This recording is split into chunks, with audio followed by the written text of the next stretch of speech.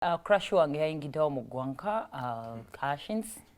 Koshens yazze n'agendako ewa gundi ya radio.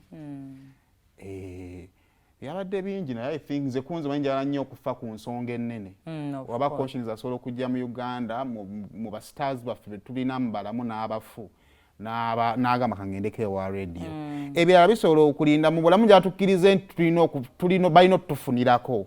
Naye ekibuuzo ensonga ennene nina kyenfunye kwanfunirako recognition ya radio ng'omuyimbi azze ayinza okuba omanyi kati omuyimbi asobola okujja mu Uganda okuperforminga n'ayimba ennyimba zaabwe bagana mu receivinga n'akozesa oluyimba lw'omunnauganda okuyimba abantu bamukole ki bamukubira engalo nga gwe tonnafa ku kiri nti yalukozesezza bannayuganda mukubira ngalo.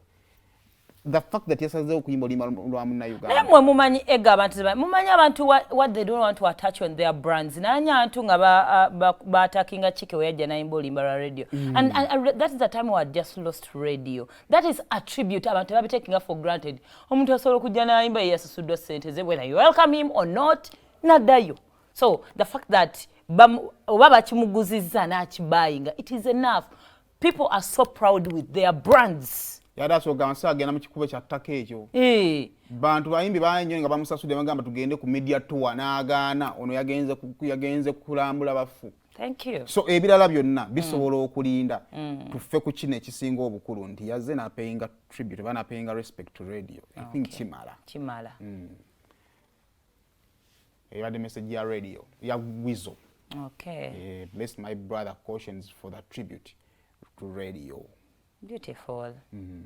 Aina concert a weekend show weekend. Ku Blankets and Wine agenda performing. Kalindoza bibi twetolole. Olutambula mu ba celebrities. What's up na comeback seeding. Tokwata ku remote yo sigala ku BBS Telefina tukuwa olutambula mu ba